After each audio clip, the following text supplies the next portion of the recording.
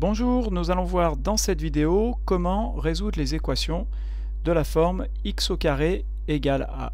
Cette vidéo est fortement liée à la vidéo précédente sur les équations produits, donc je vous conseille de regarder d'abord la vidéo sur les équations produits.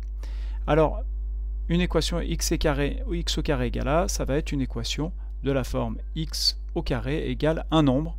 Donc ici, a, c'est un nombre quelconque. Alors nous allons voir les différents cas possibles. Soit le nombre a va être un nombre négatif, par exemple x au carré égale moins 4. Alors cette équation-là n'aura pas de solution, puisque un carré, le nombre x au carré, il est forcément positif. Soit le nombre x est négatif, et dans ces cas-là, négatif multiplié par négatif, ça fait un résultat positif. Soit le nombre x est positif, et dans ces cas-là, positif fois positif, ça fait aussi un résultat positif. Donc il n'est absolument pas possible qu'un nombre au carré soit égal à moins 4. Donc si jamais on a une équation de ce style-là, il n'y a pas de solution. Deuxième cas, si jamais le nombre a est égal à 0. Donc si on a l'équation x au carré égale 0. Alors dans ce cas-là, il y aura une seule solution qui sera x égale 0.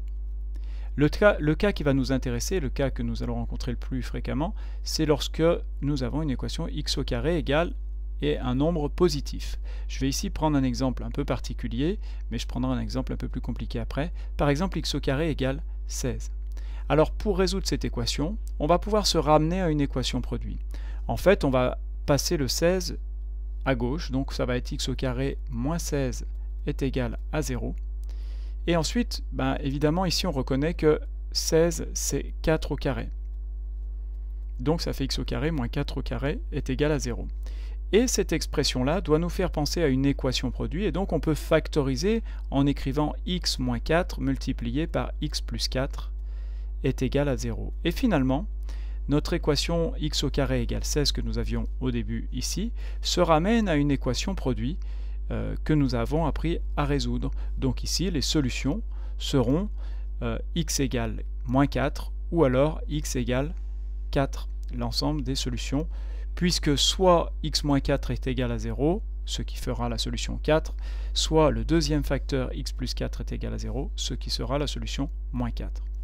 Mais on peut finalement remarquer que moins 4 et 4, les deux nombres que l'on obtient ici, qu'est-ce que c'est ce nombre 4 là, que l'on obtient? On voit bien que ce sont deux nombres opposés, et le nombre 4, en fait, qu'est-ce qu'il a de particulier par rapport au nombre 16 de départ? Eh bien tout simplement c'est sa racine carrée, puisque c'était le nombre qui au carré était égal à 16, 4 au carré ça fait 16. Donc finalement les deux solutions là, le 4 est égal à racine carrée de 16. Donc en fait les deux solutions que nous avons obtenues c'était racine carrée de 16, mais l'opposé de racine carrée de 16, donc moins racine carrée de 16, et racine carrée de 16, c'est-à-dire plus racine carrée de 16. Tout ceci pour nous amener à la propriété que nous allons essayer de retenir par cœur, que voici, qui sera dans votre cours. Si le nombre a est égal à 0, l'équation x au carré égale a n'a pas de solution. J'ai fait une faute d'orthographe puisqu'il n'y a pas de solution, il n'y a pas de s. Ensuite, si le nombre a est égal à 0, l'équation x au carré égale à 0 a une seule solution qui est 0.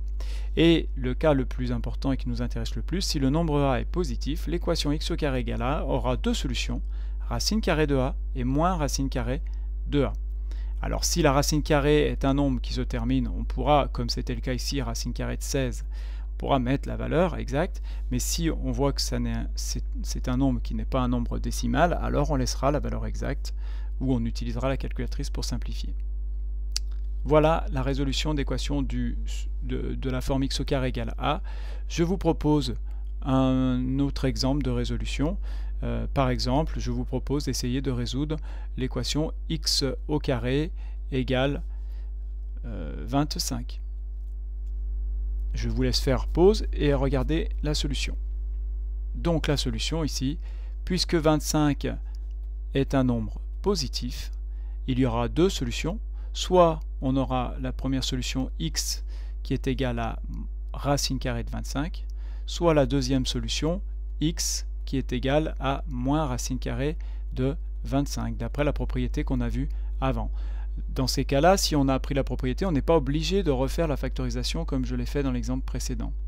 Et du coup, dans ce cas-là, racine carrée de 25, ça fait 5, et moins racine carrée de 25, ça fait moins 5. Alors plutôt que d'écrire x, on pourra écrire x1 pour la première solution, voilà, et puis x2 pour la deuxième solution. Finalement, on peut dire que l'ensemble des solutions de cette équation est moins 5 pour la première et puis 5 pour la deuxième. Voilà.